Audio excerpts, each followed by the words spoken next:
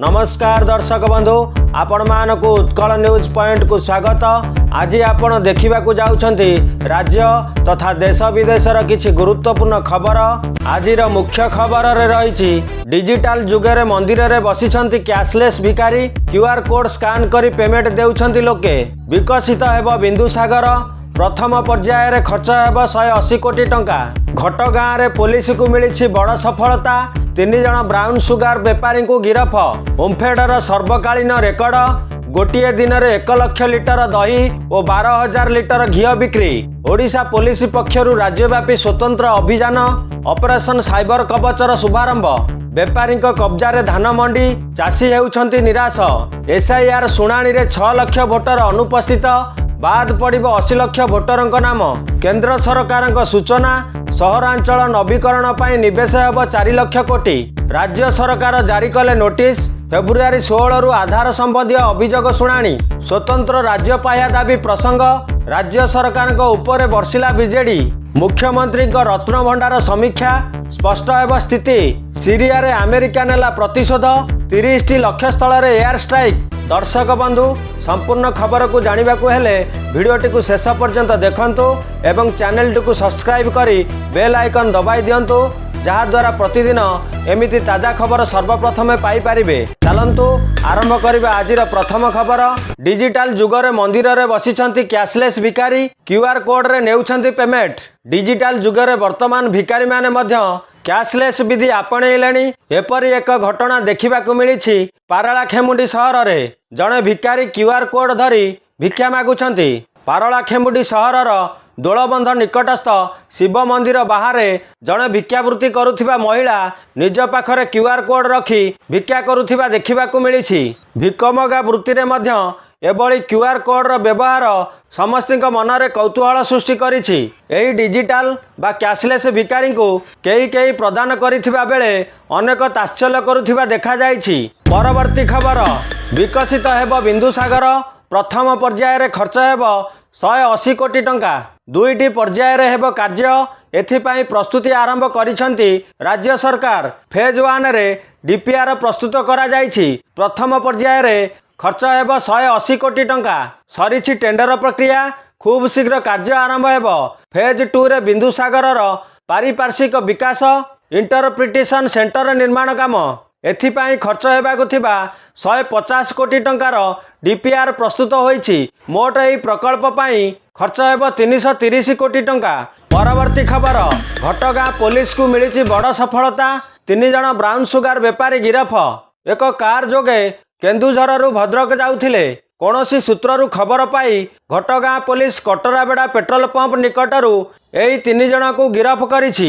गिरफ होइतिबा Keonjhar town थाना पुराणा बजार बड़दाण्डर राकेश कुमार साहू एवं केन्दुझर टाउन थाना बणियापाटर अबिन कुमार साहू तांकठारु 62 ग्रामर ब्राउन सुगार जबत करा जाइछि।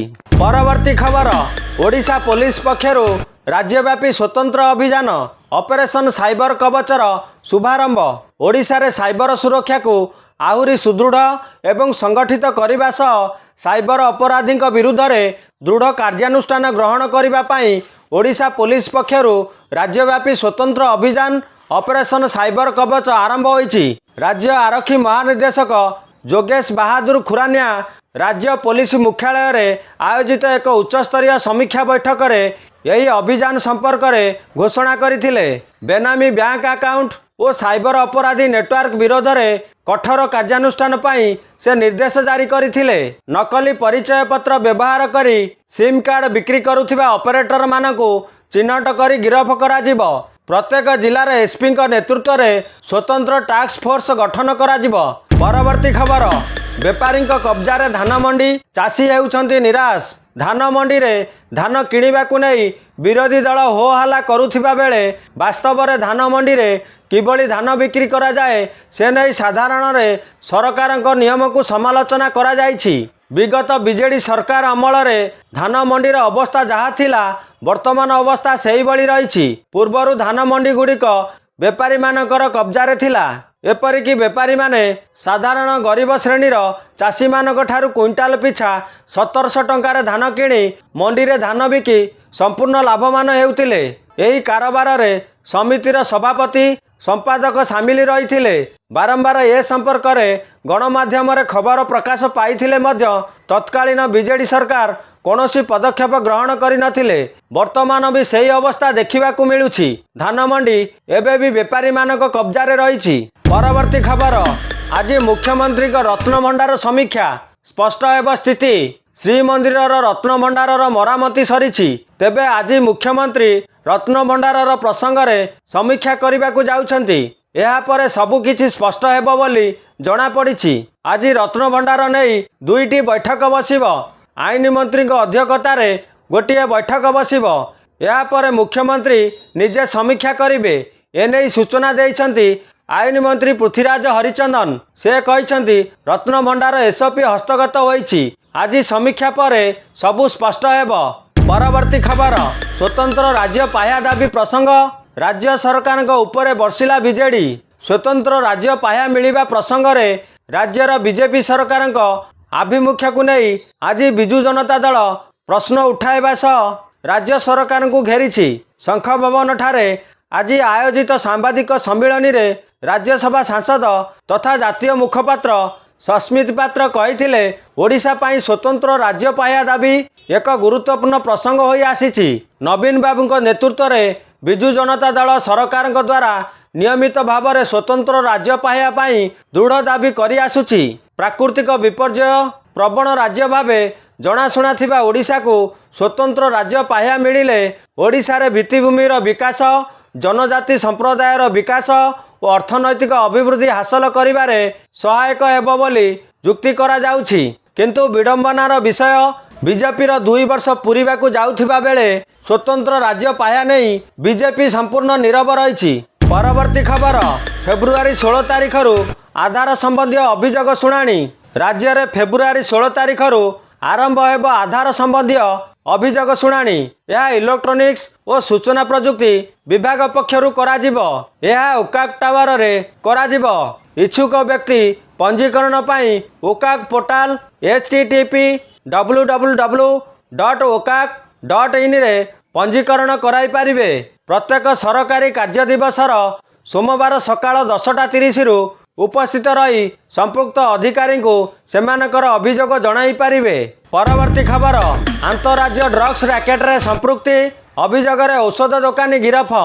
ଆନ୍ତଃରାଜ୍ୟ ଡ୍ରଗ୍ସ ରାକେଟ କାରବାରରେ ସମ୍ପୃକ୍ତି ନେଇ ନବରଙ୍ଗପୁରର ଜଣେ ଔଷଧ ଦୋକାନୀକୁ ଗିରଫ କରିଛି ଛତିଶଗଡ଼ ବସ୍ତର ପୋଲିସ। ନବରଙ୍ଗପୁର ସହରର JLC କମ୍ପ୍ଲେକ୍ସରେ ଥିବା ଶ୍ରୀ ଲକ୍ଷ୍ମଣ ମେଡିକାଲ ଷ୍ଟୋରର ମାଲିକ ଉନା ରାମକୃଷ୍ଣଙ୍କୁ ବସ୍ତର ପୋଲିସ ଗିରଫ କରିଛି। ତାଙ୍କ ଦୋକାନ ପଛପଟରେ ଥିବା ଏକ ଘରୁ 12 ବାକ୍ସର 2884ଟି ଟ୍ରାମାଡୋଲ କ୍ୟାପସୁଲ ଜବତ କରାଯାଇଛି। ଏହାର ବଜାର ମୂଲ୍ୟ 11 ଲକ୍ଷ ଟଙ୍କା ହେବ ବୋଲି ଜଣାପଡ଼ିଛି। ବସ୍ତର ପୋଲିସ ଇନ୍ସପେକ୍ଟର ଲୀଳାଧର ରାଠୋର ନବରଙ୍ଗପୁରରେ ପହଞ୍ଚି ଔଷଧ ଦୋକାନରେ ଯାଞ୍ଚ କରି ଔଷଧ ଜବତ କରିବା ସହ ଦୋକାନୀକୁ ଗିରଫ କରିଥିଲେ। ଉନା ରାମକୃଷ୍ଣ ବେଆଇନ ଡ୍ରଗ୍ସ କାରବାରରେ ସମ୍ପୃକ୍ତ ଥିବାବେଳେ ଏହି କାରବାର ଛତିଶଗଡ଼ ପର୍ଯ୍ୟନ୍ତ ଲମ୍ବିଥିବା ପୋଲିସ କହିଛନ୍ତି। ପରବର୍ତ୍ତୀ ଖବର, କେନ୍ଦ୍ର ସରକାରଙ୍କ ଘୋଷଣା, ସହରାଞ୍ଚଳ ନବୀକରଣ ପାଇଁ ନିବେଶ ହେବ 4 ଲକ୍ଷ କୋଟି। ଦେଶର ବିଭିନ୍ନ ସହରାଞ୍ଚଳ ନବୀକରଣ ପାଇଁ ଆସନ୍ତା 5 ବର୍ଷରେ 4 ଲକ୍ଷ କୋଟି ଟଙ୍କା ନିବେଶ କରାଯିବ। ଏହି ଯୋଜନାରେ କେନ୍ଦ୍ର ସରକାର ଓ ରାଜ୍ୟ ତଥା କେନ୍ଦ୍ରଶାସିତ ଅଞ୍ଚଳଗୁଡ଼ିକର ସହଯୋଗରେ ବିଭିନ୍ନ ରାଜ୍ୟ ଓ କେନ୍ଦ୍ରଶାସିତ ଅଞ୍ଚଳରେ କିଛି ସହରର ଆଧୁନିକୀକରଣ କରାଯିବ।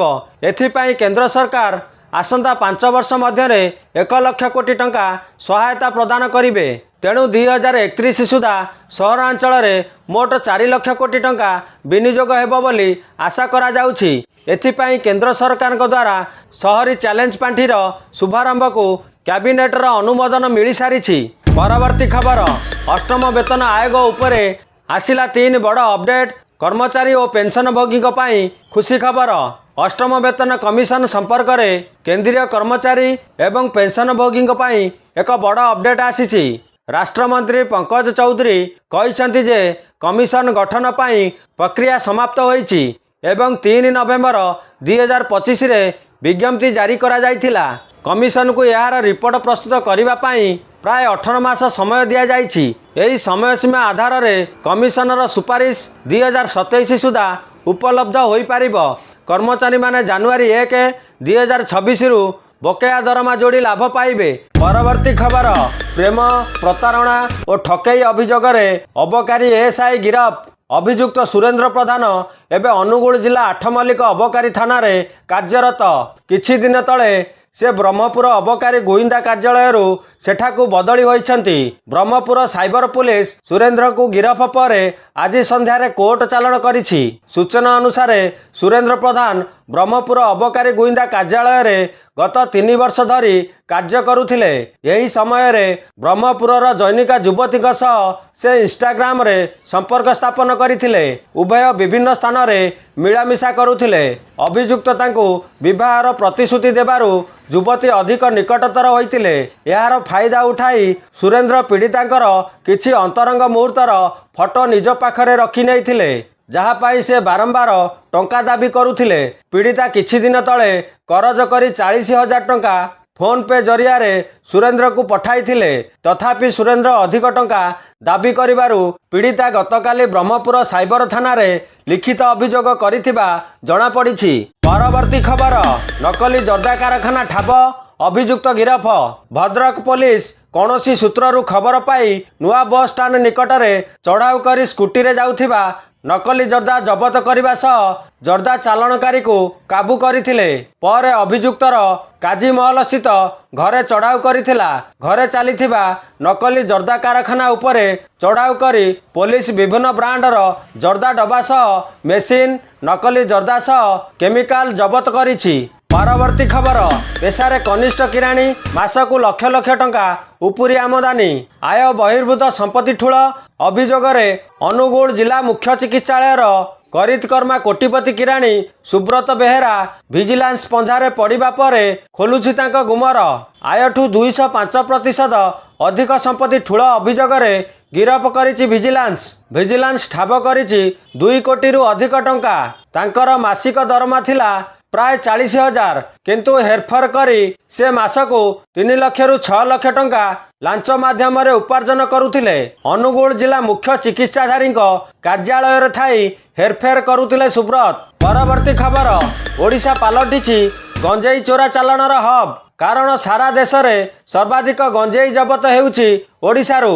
अबकारी विभागर तत्परता और सफलता को नहीं चर्चा हेउथिबा बेले अन्यपटे ओडिशा कहीं गंजेई माफिया संख्या बढ़ुची ताकू नहीं प्रश्न उठुची। 2020 रु 25 मध्य देश में 39 लाख केजी गंजेई जबत होइथिबा बेले केवल ओडिशारू मिलिछि 10,65,000 केजी। अबकारी विभाग एते सजग थाई मध्य माफिया माने एते साहस पाउछंती केउठू आसुची एते परिमाणर गंजेई? कहा छत्र छाया तले चलीछि एही गंजेई बेपार? ताहाकू नहीं प्रश्न उठिछि। परवर्ती खबर एसीबी मेडिकल रे डाक्तरंक बारी परंपरा शेष। पसंदर डाक्तर को जेकोसी दिन देखाई पारिबे रोगी। कटक बड़ डाक्तरखाना रे प्रथम थर पाई ओपीडी चिकित्सा सेवा रे गुरुत्वपूर्ण परिवर्तन करा जाइछि। बहिर्विभाग रे चाली आसीथिबा निर्दिष्ट डाक्तरंक द्वारा निर्दिष्ट दिन और बारी रे रोगी चिकित्सा व्यवस्था को बंद करा जाइछि। एणिकी डाक्तर को जेकोसी दिन रे रोगी भेटी चिकित्सा पाई पारिबे।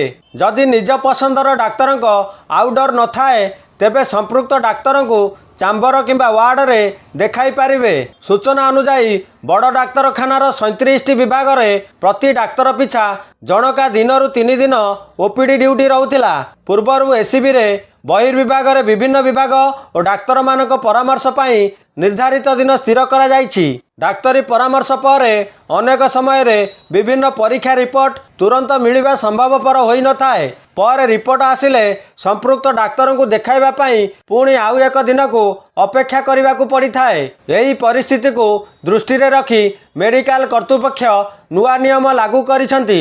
जदि कौनसी रोगी निर्धारित दिन में डाक्तर को रिपोर्ट देखाइबारे असमर्थ हुअंती परवर्ती दिन किंबा जेकोसी सरकारी कार्य दिवस रे सकाळ 10टारू अपराह्न 5टा जाए संपृक्त डाक्तर चिकित्सा करुथिबा वार्ड किंबा चांबर को जाई सेही डाक्तर परामर्श नहीं पारिबे। परवर्ती खबर विश्व को घारिलाणी युद्ध आशंका। ଇରାନ ଅଭିମୁଖେ ଦ୍ୱିତୀୟ ଆମେରିକୀୟ ଯୁଦ୍ଧ ବିମାନ। ଇରାନ ଆମେରିକା ଯୁଦ୍ଧ ଆଶଙ୍କା ମଧ୍ୟରେ ଆମେରିକାର ଏକ ବଡ଼ କାର୍ଯ୍ୟକଳାପ ସାମ୍ନାକୁ ଆସିଛି।